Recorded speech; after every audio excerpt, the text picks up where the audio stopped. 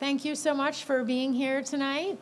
I think, as I was mentioning to you earlier, that context is important in terms of people talking about their journey and how they got here. So I'd love to hear a little bit more about where you grew up, what you really thought you were going to be, probably not developing urine master database spreadsheets as a young child. But if that was your story, that'd be great. Well, thank you, Jen. I appreciate it. I'm glad to be here. And thank you all for coming.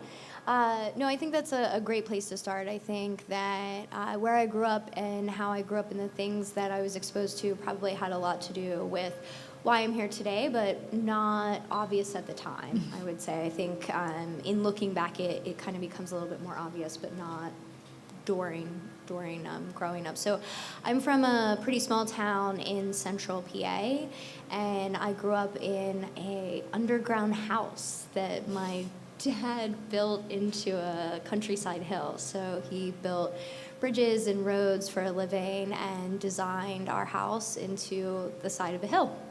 And him and my mom and my family built it with their own hands. And I think that level of hard work and the idea of turning your ideas into a tangible reality is something that I literally grew up in and was a daily reminder. And then in addition to that, the interesting juxtaposition of being able to even sled ride off our roof as a child, I think also really taught me that common conventions could be broken and that the world holds a special regard for those who forge forward with such ingenuity.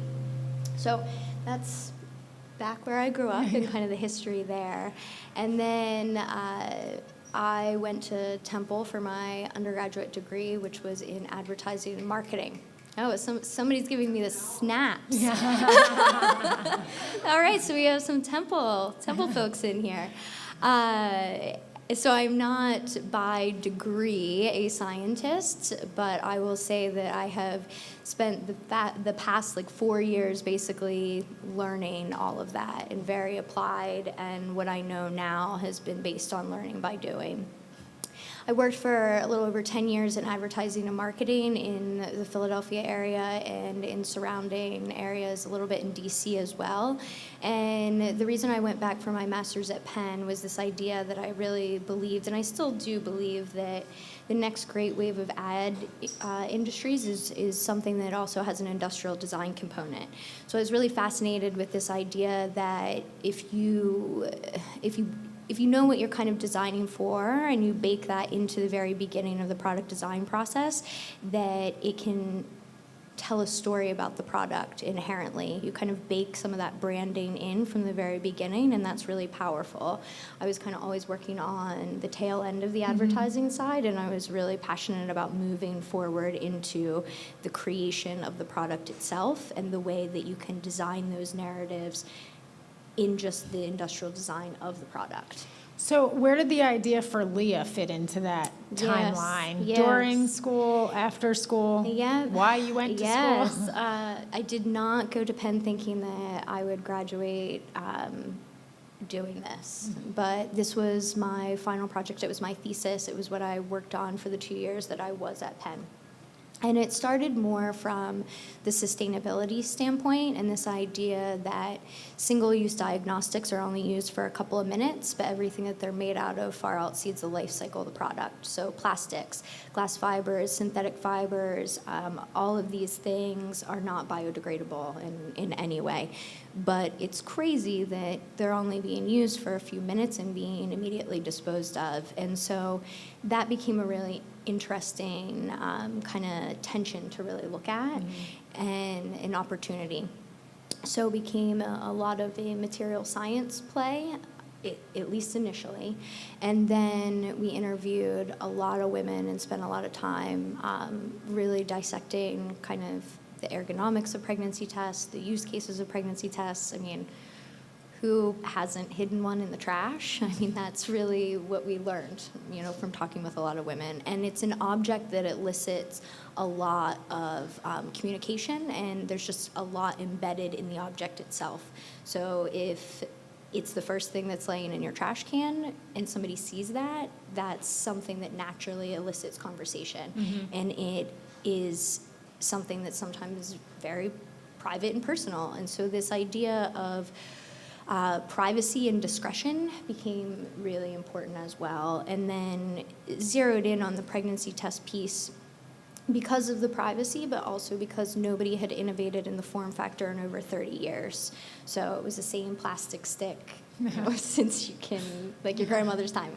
And before that, it was a weird chemistry kit. And before that, you had to go to your doctor for everything. So the innovation on just the form factor alone had not been moving forward. So the sustainability piece came first. It did. That was the... It did. And then the other insight overlaid on top of the sustainability was privacy. And so if we could make, create new materials that would allow something to be flushable, therefore making it more private, we not only hit on the sustainability side, but we could also fulfill the need of privacy as well. And attack the market standpoint on the product innovation side and the product design, changing the entire form factor from something that was a bulk, thick plastic stick to something that's really ultra thin and super discreet and made from natural biodegradable materials. So starting from the sustainability side, there's lots of product innovation that you could have done for sustainability. There's lots of single-use plastic that we use. So getting to the point where you're focusing on privacy too, was there any point in your mind where you were like, a product-based company that's also FDA regulated, that's focused on half the population? Like, Right. did any of those things pop into your Right. head of, wow, I'm actually just making this process way more difficult? Or was that actually exciting? Because perhaps that's why there hasn't been innovation in 30 years. Right. So I think it's a little bit of both, right? I think now looking back and knowing what I do now about all the things that went into this, I would maybe have done things a little bit differently.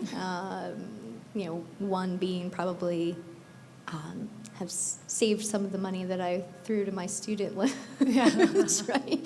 For the year and a half or so that we didn't pay ourselves. That was an interesting struggle.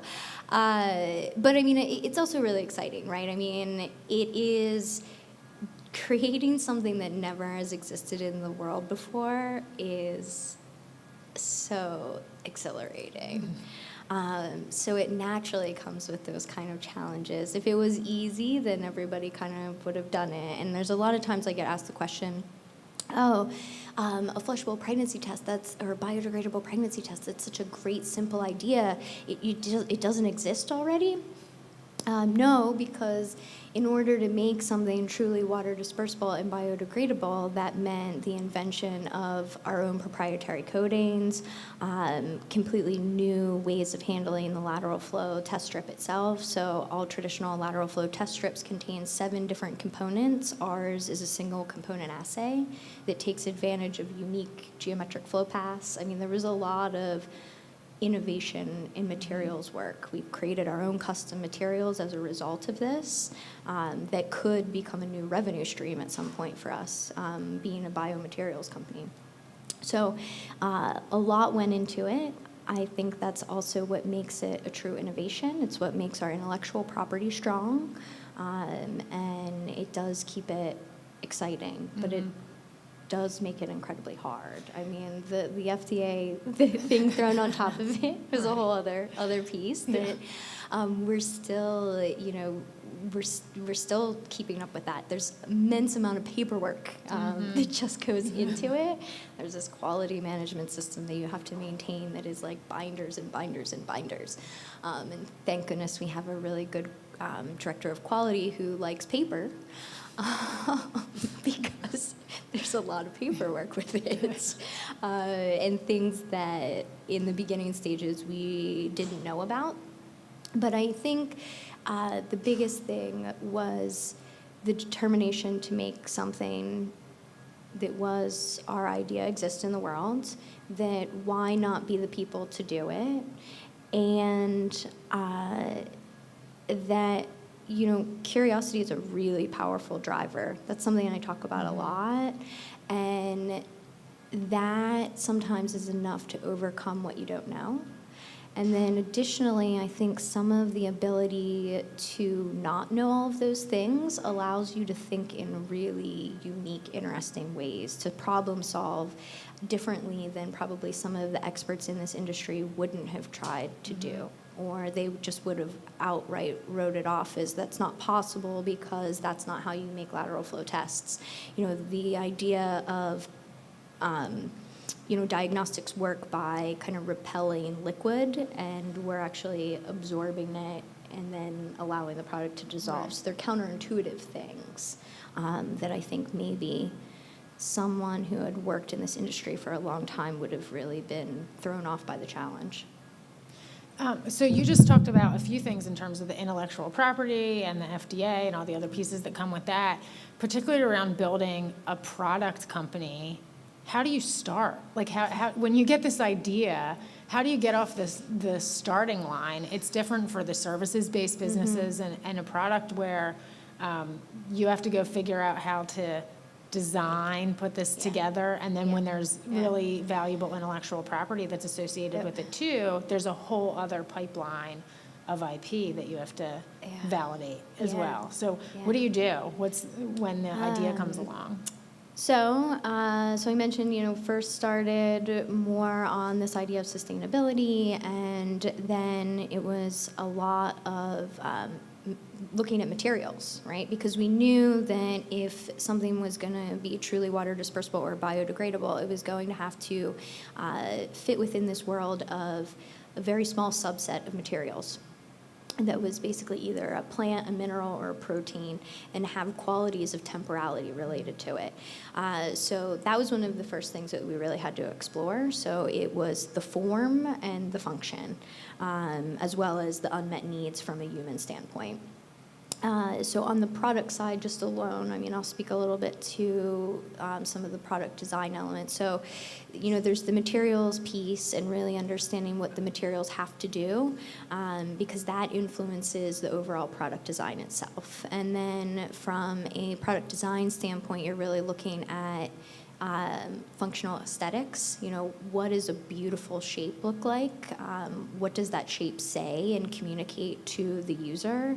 And how easy or difficult is it going to be from a mass manufacturability standpoint? That's kind of a little bit later, but that eventually becomes part of the discussion. We initially did everything just sketches. Clay physical molds. We just made really, really, really rough prototypes. We still prototype and iterate that way today. I took my embosser that I used to emboss my wedding invitations, and we would sit around and roll out pregnancy tests. And that was how we made our first 10,000 devices for some of our FDA testing. So this idea of just quick iterative prototyping and learning the different places that you can prototype from, whether whether it's additive or subtractive, right? So whether it's 3D printing and you're building something up, or whether it's subtractive and you're taking something away, and carving or molding. We started with pieces of paper. Just anything to start to get a general form, and then tested it ourselves. So I peed on a lot of different things. So did my co-founder. And then had focus groups with women as well. And let them hold and test and touch things and see what was working and what wasn't working. Very iterative process, I would say. One of the things this journey in general has helped me with was, I've always been a bit of a perfectionist, but I think entrepreneurship in general kind of changes that a little bit. It needs to be a little bit more of everything is iterative. And iteration is better than perfection, and just doing and changing is probably a better way to work than thinking that it's going to be perfect the first time. And I think that that's something transitioning from academia to creating the business was a little bit of a challenge. You mentioned we a few times as you were Yes. going through that. Can you talk a little bit about how you found your co-founder and what your team looks like today? Sure. So there was 4 of us that co-founded the company. It was back in 2015. We all met at Penn. 2 of them were classmates with me. One of them was actually my professor. And then 2 of us were full-time on the business from the very beginning. So that would be myself and Anna. And we went full-time on this when we got into Dream Adventures back in 2015 when we founded the company. Today, there is almost 8 of us that are full-time. And then we also have some 1099s that are pretty much exclusive to us and work with us basically 40 hours a week every month. So there's definitely been some growth. I mean, it's gone from the 2 of us full-time to 5 of us full-time in Philadelphia, 2 people in Boston at our production facility, and then some additional co-ops and additional 1099s in there. One of my pieces of advice whenever I talk to early entrepreneurs is to find a co-founder, because it can be a really lonely process. It can be a lonely journey a lot of times. Secondary to that, I think it's always really important to have a good support system around you, family, friends, otherwise. A support system of not your co-founder and not somebody who's working on your team. Who do you rely on to be that support system for you? Yeah, that's great. I've been very fortunate to be a part of the Ben Franklin Pact Mentor Program, which has been really, really awesome. So that program, because we are a Ben Franklin portfolio company, and because I have some ties to Pact, they kind of collaborated and made a mentor program for companies that were part of the Ben Franklin Portfolio Network. And that has been really valuable because it's been seasoned entrepreneurs. So the requirement for people to be mentees in that program is that they've had to be an entrepreneur themselves. And so they've had to build something from scratch.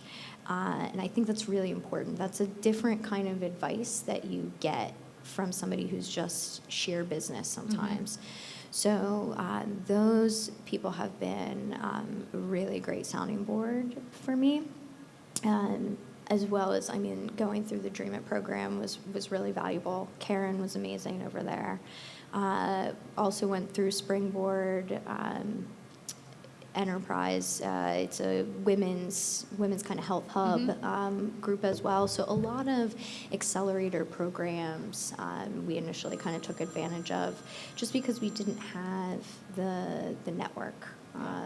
And I speak a lot about this, and I do think it's really true. I mean, I see entrepreneurship as a trade, and you really need to learn it from some of the people who have done it. Yeah. Related to entrepreneurship, specifically female entrepreneurship, we see a lot in the media and have for the past couple of years about Theranos. Everybody know about that company? It was really, for so long, celebrated as such a success story of a female-founded company and the amount of money that she raised when, 2% of VC goes to female founders. You're operating in a diagnostics business. Has that storyline affected your company or how the FDA has treated you, or even fundraising, talking to investors? Yeah, I mean, I think this has affected a lot of people in the diagnostic business, to be honest. For quite some time, just having the word diagnostic attached to your company was like a death sentence for raising money. And we did go through it right about the same time, but when we were really getting started, it was still when she was kind of being celebrated and the company was being celebrated. But I mean, I think that it's probably made everybody who has a diagnostic company have to work harder. There's pros and cons of that. I think we are much more aware of it and have done a lot more testing because of it. Not because we've been forced to do it from the FDA, but because we're really aware that that is a reality, and we've stalled basically time to to market and launch because of the extra input of trying to make sure that the testing is right and accurate, and that the qualification of all of the equipment is right and accurate. Did the FDA process change at all for you? It in didn't. management? It didn't. And I mean, there's obviously different people who are in charge at the FDA now too. So I also think a lot of them might be a good time to be in a medical device. I don't know. I think there's been a few things there that have probably gotten more lenient. The FDA process didn't change for us in light of that. But I think it's been much more driven from the investor side and from the consumer side, right? Especially from the investor side. So there's been a lot more data that we've had to show and prove as a result of it. Yeah, I mean, I think that's been the biggest thing. So that's a good segue into fundraising. I'm going to keep hitting this because I'm Italian, I know. so I talk with my I'm hands all trying the to time. look at you. Yeah. Yeah. We can pull these off if you're more comfortable. Can I pull this off? Okay. On the fundraising side, building a diagnostics company, building a company in Philadelphia. Yes. It's almost like building a products company that's regulated by the FDA, where like there's all these things that are stacking up against you. On the fundraising side, at what point did you decide to go raise capital? And then how did that journey start for you? So, I mean, pretty early on, right? I mean, I think the reality of a diagnostics company and a company that has to go through the FDA, you have a long period of R&D. I mean, you're forced to stay in, months to years where there's no revenue involved. And so unless you are naturally wealthy or coming from a family of wealth, where does that capital come from? How do you actually live? And not only how do you actually live, but how do you put money into developing the product, right? I mean, myself and my co-founder took a lot of sacrifices in the beginning where we didn't pay ourselves. And so we lived off some of the savings that we had, and all of the money that we got from winning pitch competitions or anything else went back into the development of the product. And that was one of the ways that we got started early on, was entering basically just every pitch competition that we could find, because it was one of the ways that we could get access to initial capital. And we needed to get to a certain point with the product development to be able to show enough viability to really get investment. And so that was one of the reasons why we had to kind of go through the products, the pitching stage, the business plan, pitch competitions, dream it, sort of these early ways to kind of grab money to be able to put into the product development to get it to a point where it was kind of seen as investable. But I think that's a little bit of the struggle with some of the companies like this, where it's mixed. What we do, some of what we do is consumer packaged goods, some of what we do is life science, some of what we are doing now is also materials, new materials.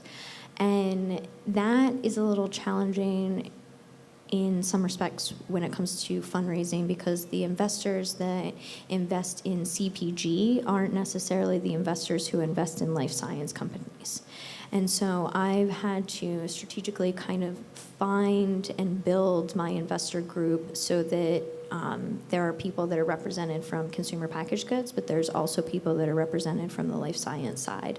Because otherwise, CPG alone doesn't necessarily value some of the intellectual property or some of what we're doing on the materials side, right? And so we've had to strategically kind of put those people together and sort of source for that in a unique way. But to answer your first point, when did we start fundraising? The day that we decided that this was going to not just be a thesis project. So when you're looking at strategically building that group of investors, because everybody wants to raise capital, and then at some point, a lot of companies I'll just take capital from whoever will give it to me, instead of looking strategically at what that investor group is and how they could actually be mentors and advocates for the business as well. So how do you do that? Do you sit down on Google? Do you go on Crunchbase? Do you talk to other entrepreneurs? Do you rely on, what had come out of Dream It? Well, first, I would say make no mistake, the best fundraising is revenue. So if you don't have to fundraise, by all means, don't do it. And non-dilutive, right? But I mean, also some of it was a result of a little bit of circumstance, again, for us, because we didn't have early money to necessarily invest in travel. I mean, that also is a limiting factor. I mean, the reality is, okay, we got in a Dream and we had a stipend of like 25 grand, but that needed to really go into all of the development of the product. And so what's really left to travel to these investor meetings? We were fortunate that Dream It took us on a roadshow and paid for a decent amount of that. But even still, that's only one meeting. A lot of the times it takes a lot more than one meeting. And so in that sense, initially we were kind of limited by what could we get to locally? What could we get to from driving or a train or something that was an affordable kind of trip in terms of building some of that investor base. Let's see, what else? You asked me some other things there. So, no, I'll also tell you how I met some of my investors. Proactively, so I met one of our best investors. She is our lead investor in an Uber pitch competition. So it was where you just happened to get matched up with a different investor who was riding around in an Uber, and you got in there and you pitched them your idea. And I very, very fortunately got matched up with Cindy Eckert from the Pink Ceiling, who had Addie, which was the first essentially like a female Viagra drug. She doesn't like to refer to it as that, but that's the easiest way to kind of get your head around it. And she had sold that for $1 billion and had done pretty well and was starting to reinvest in other women entrepreneurs. She did not give me her card that day, but I went online and did a little research, took some guesses at what her email might be. Told her I was going to be in the area for a meeting with a contract manufacturer, and I really wanted to meet with them. So I kind of showed up. And a year or so later, their group led our Series A. So, but in a lot of the other people have been angel groups, high nets that have had a lot of success in consumer packaged goods. So that kind of checks that checkbox for us. Cindy and her team have a lot of success with regulatory and pharma and in med device. So that's really helpful there. And then we started to layer on some people who have some e-com experience as well, and just trying to kind of build out the various points of the business that could use growth and need expertise. And one of the difficult things about your business particularly is you're the opposite of having revenue, because you have to fundraise to build the product, to go through the FDA process, to go through all of these hurdles, which is very different than saying I've built an app and here's this app and we have started to gain some market traction. So you were really fundraising off the idea and your napkins and your designs. Yes. How do you do that? How do you build a pitch deck off of an idea and a vision and sell it so that people believe it? That is where my experience in advertising did, I think, come in to help out a little bit.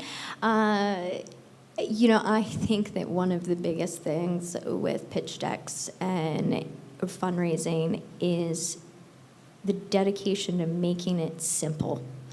People don't want to read anything. People don't want to read a long deck. They don't want to see copy and stuff all over pages. Like, you have to make it really simple, really memorable. If you can't describe what you're doing in a sentence or two, it's going to be lost in the mix.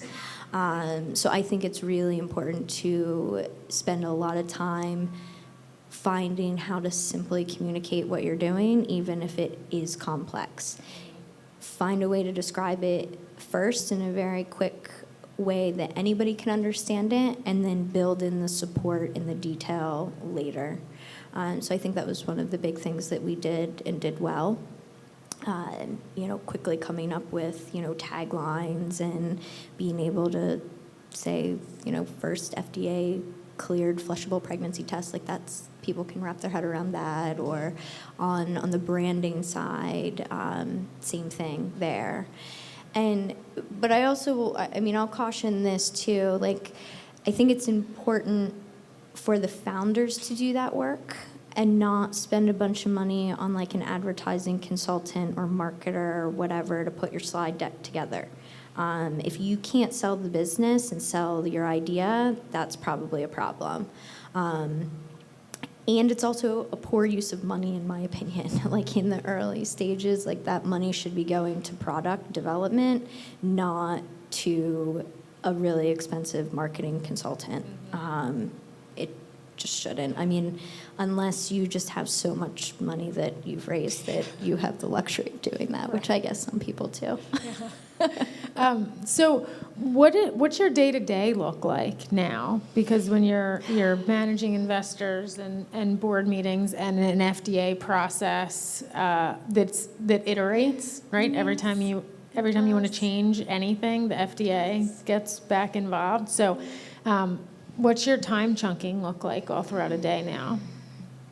It varies drastically on what I do every day, I would say. Right now, a lot of our problems are revolving around our manufacturing and manufacturing scale up. And so a bulk of my time is really being dedicated to solving that, as well as starting to really get things organized, not only from a launch perspective, but also from, any additional funding perspective, maintaining good data room, all of some of the organizational pieces to get stuff in order for whatever's next, right? What do you mean by manufacturing scale up? Yeah,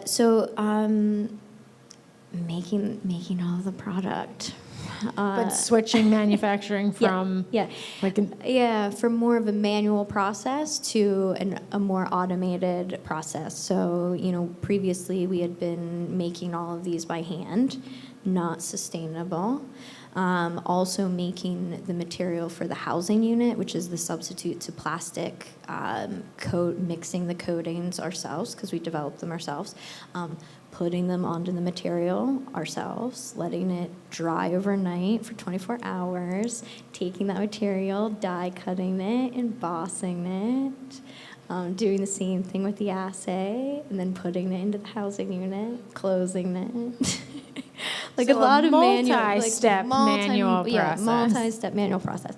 The product itself only has 3 components. Like, we did a really good job on reducing the overall bill of materials, but it's still a complicated supply chain.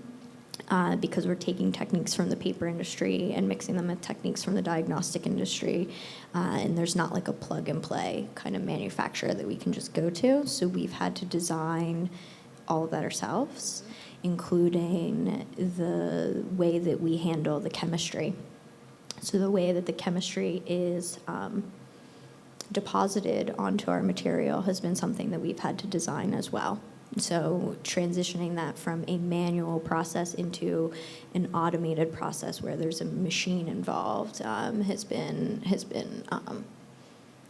it's been a challenge, and so that's been the biggest thing that I'm focused on right now, alongside my co-founder and our CEO. So management is mainly focused right now on those tasks.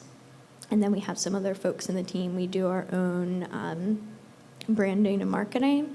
So we have some other folks that are pushing that along while the rest of us are pushing the manufacturing piece and the scale up, right?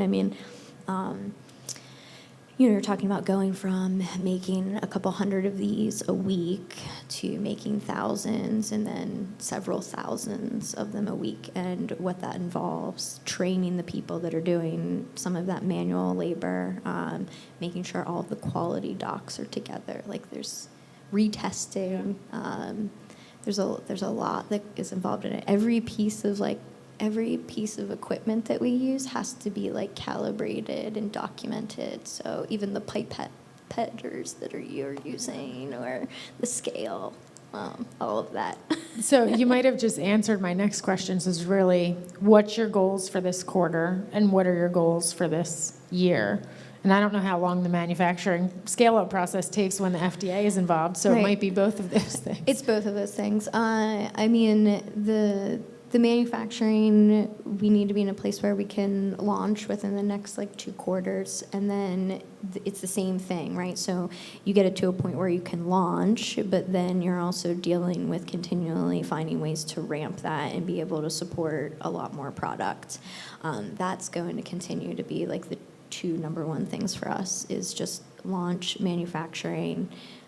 The website e-commerce piece is in a pretty good shape. I mean, the 2 biggest things for us are really the manufacturing in conjunction with launch and scale up. Does that just become this constant circle on I would product say companies where you're just, you get more demand, so you have to iterate on the manufacturing process? And in your case, does the FDA get back involved every time you iterate on manufacturing? So every time we continue to pull out manual processes and replace them with automated processes, yes, that requires more documentation. They're not going to audit us every time, but we have to be prepared for an audit anytime. And then we choose to be audited ourselves by other regulatory bodies so that we're maintaining really, really good documentation and showing that we are abiding by everything that we need to. So the short answer I would say to that is yes. And that's also a really interesting thing. I think it goes back to capital too. Because when you're creating a custom equipment, but you're kind of managing this scale up, there's a really interesting tension between not wanting to sink a bunch of capital that could be otherwise used for other purposes into custom equipment.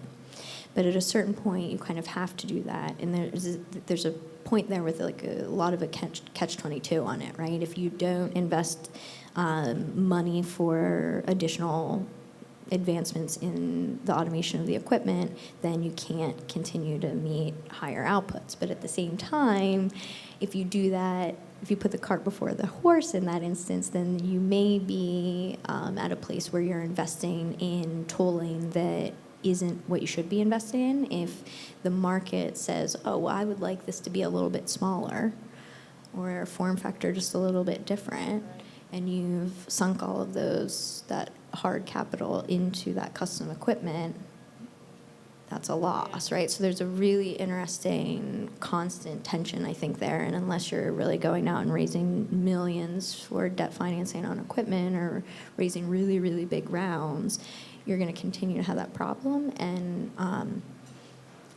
And even still, even regardless of that, you do, because there's a constant iteration that's happening. As you improve or redesign part of the way the product is made, then you're therefore changing the manufacturing and making the output better. Mm-hmm. But you also just invested in the previous way to make it. So I would say create a cycle process. I would say it very much is, until you're at a point where you're making them without any changes whatsoever, and then it's just automatic. So we've been talking a lot in the abstract about your product. Did you bring one of them with you? Yes, I think it'd be helpful for everybody to see it if you want to describe the packaging and the product. So we also made it a really big point to design packaging differently than everybody else. I did not want it to be a pink, purple, or blue box, and I definitely didn't want it to be a box. Part of the thing that's great about our product is that it's so thin and it is discreet.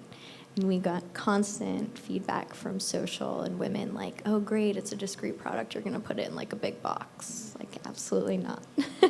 So we've made sure that it's envelope style.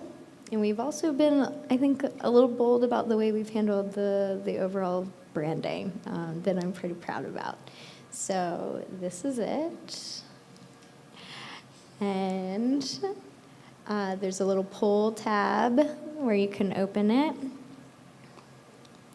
We just got on the finalists for Art Directors Club International for this packaging, by the way, which I'm really happy about. That's like #NoAgency. We designed this in-house.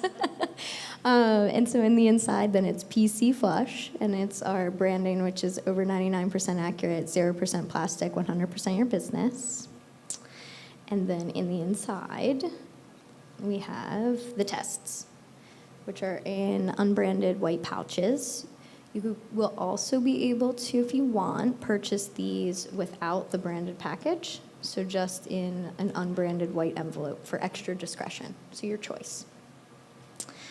And let me see if I can get this out with one hand. So this is it. Super thin.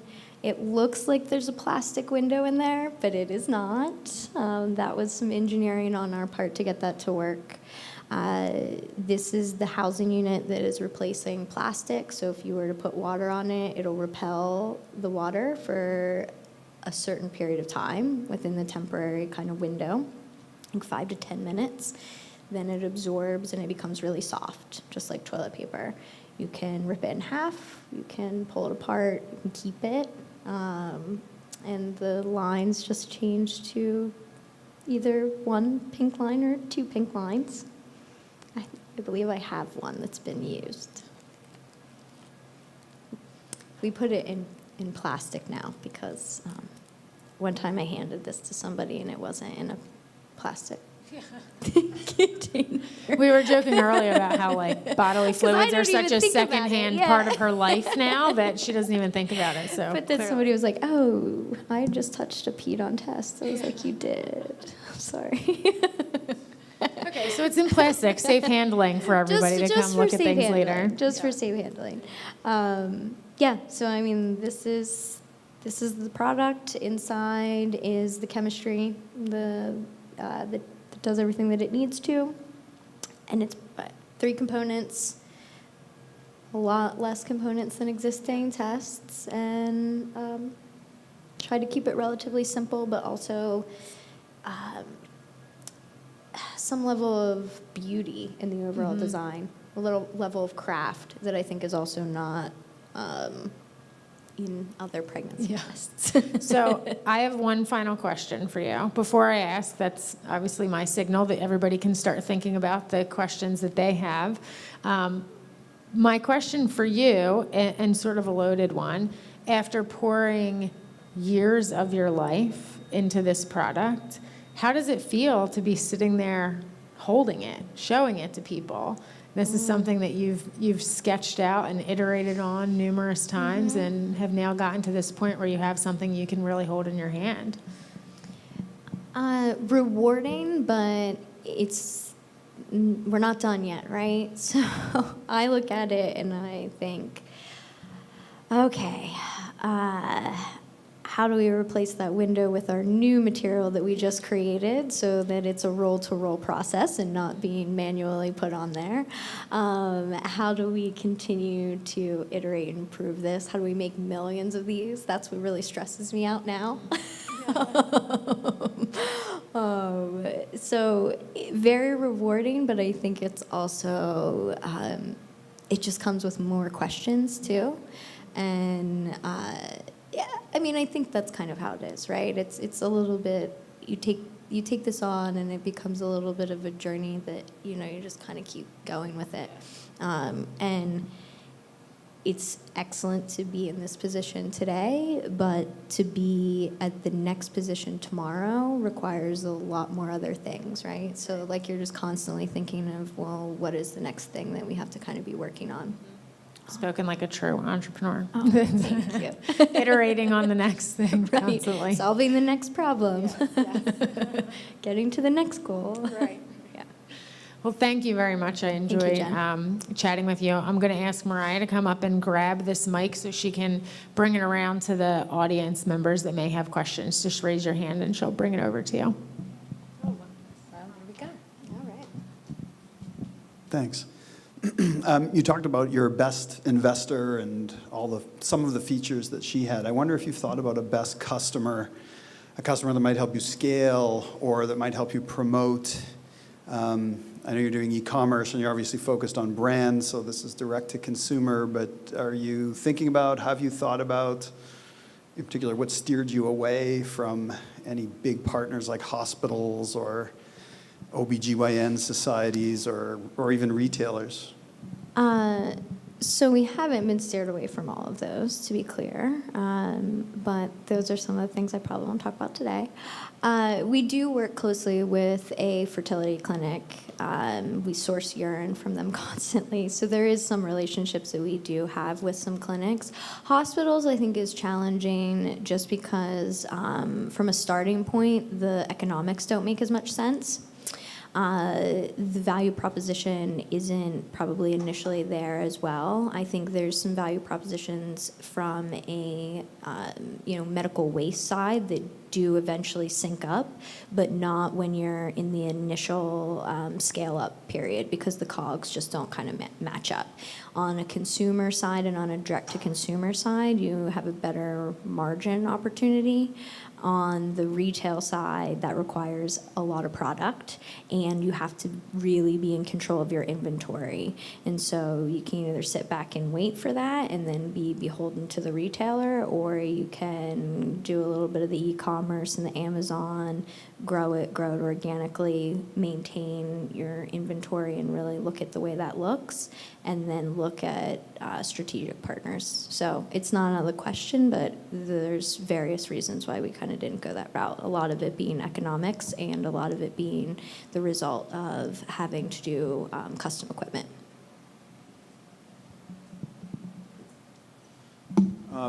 Hey, thanks a lot. You answered one of my questions, which is where do you get the urine? I love that question. We were talking about this before. Well, we have somebody who participated right here. But my bigger question is, you mentioned Dream It, Ben Franklin, PAC, you mentioned another one, I think. Can you talk about the ecosystem of support that existed here or not? Were there gaps in it? Did you get everything you needed? Was there something you would have wished for? So there's various angel groups that are also investors for us. So Robinhood, Delaware Crossing, Ben Franklin I had mentioned, and then again there's some high nets out of New York. Dream It, obviously.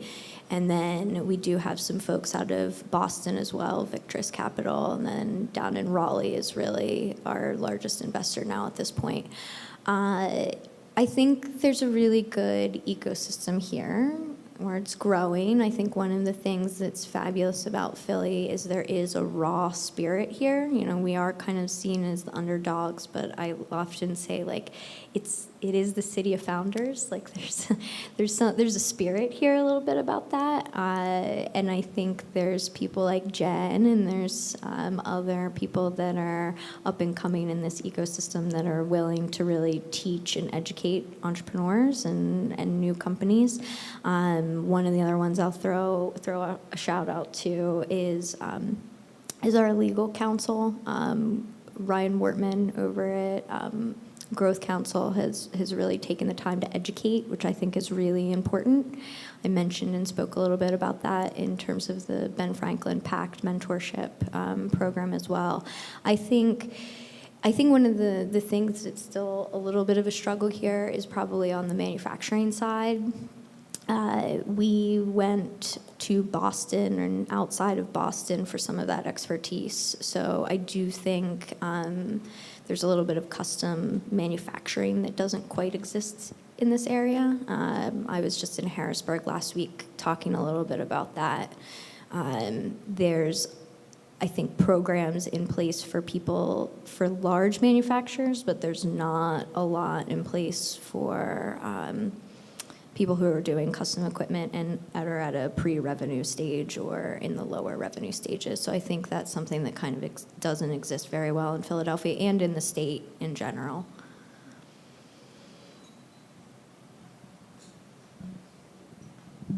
Thanks. I wanted to ask a follow-up from that. You talked about having to build out the custom equipment and things like that. Did you need to hire your own design engineers to make that happen, or did the manufacturer help you with that? And how did you feel comfortable that you knew, did you have the expertise between your founders to know what you were buying? Yep. Bit of both, bit of all three. So Anna, who's Chief Product Officer and my co-founder, has a lot of CAD CAM experience. She came from a jewelry manufacturing background prior to going to Penn. So her tooling is spot on. She designed our perimeter seal tool that requires no glue. So she's done a ton of our tooling. And then we also worked with actually some of our professors, our previous professors actually consulted a little bit on that as well. The group that we're working with outside of Boston is very specialized in the way that we're handling our chemistry, and it's a different way of getting the chemistry onto the substrate than they traditionally use in lateral flow technology. So we sourced those people out and kind of brought some of the team together in terms of who we needed and who we needed where. I mean, it's still something that we're building out and continuing to build out. As we build the next kind of rev of the line, we'll also work with somebody else at that point too, and that's engineering consultants at that point. So that will be when we really kind of put some money into outside of our own founding team.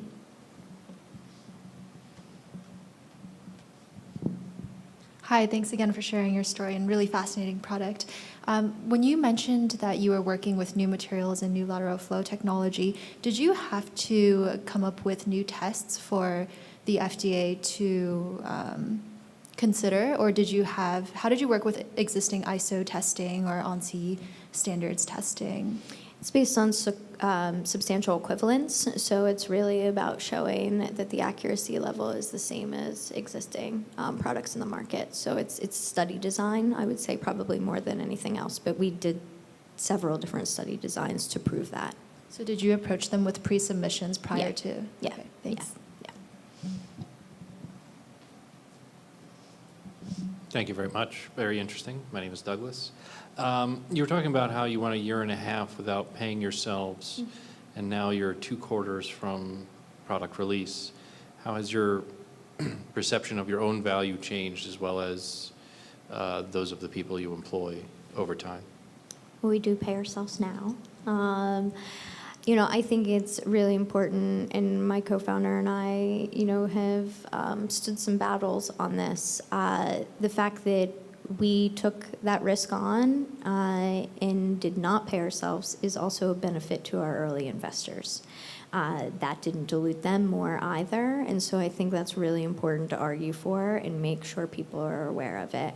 We were paid and still pay ourselves below market. I mean, I think that's fine. There's nothing wrong with that. I think it's something that's necessary and often has to be done. But I also think that it's really important to fight for that when it comes time to really have some of the discussions, because I think it's often forgotten that in us not paying ourselves, that money was allocated to other value that was created for the business as a result of those decisions, and that makes me and my co-founder just as much of an investor. Anyone else? Any final question?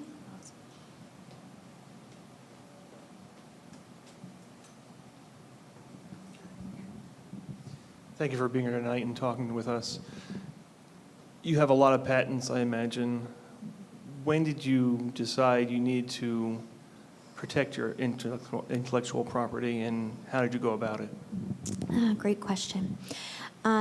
So one of my co-founders, myself and my co-founder, originally wrote our first provisional, our initial patent, our Keystone Patent, as we kind of consider it nowadays. The two of us wrote that provisional while we were still at Penn.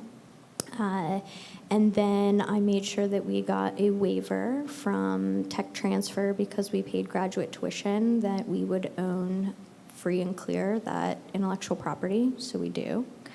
Then we were fortunate to get into Penn's IP legal clinic, so this is a great resource for anybody who doesn't know about it. They have to do so many hours of community service, and so you can go there and they will help you with your patents. So they helped us transition the provisional to the non-provisional, because that's where it gets pricey. You know, you can get away with writing your own provisional. Do we do it now? No. Did I learn a lot in doing it? Absolutely. Can it be done? You bet. The biggest thing to kind of take away from that is I've learned, and I should also say our intellectual property attorney is also somebody who's been an incredible mentor for me as well. He worked at Abbott and Quidel and some of the really big lateral flow companies, and so he's really kind of taught me a lot as well. It was something I was interested in while I was at Penn, and I took some extra classes on it, but he's been an incredible mentor for me as well. And one of the things I'll say about that, if you are drafting your own provisional, put as much in there as possible, because you know, when it comes time to write the claims, you have to have those certain keywords in there to be able to draft the claims in the ways that you need to. And a lot can change from when you write your provisional to when you actually transition it to a non-provisional. And so you'll want to have as much drafted into that provisional as possible so that you can put together the best possible claims when it comes time to transition it from a provisional to a non-provisional patent. But yes, Penn's Law Clinic is an amazing resource. They are required to do free services, and if you can get in there, by all means get in there. And then, you know, we strategically followed up that first patent that's now issued in the US, issued in Europe, and pending in Australia and Japan, I believe, and a couple other places. We followed that up with manufacturing techniques, and then additionally followed that up with proprietary coatings. And recently, a provisional on the custom material that we're also using now too. So multiple ones.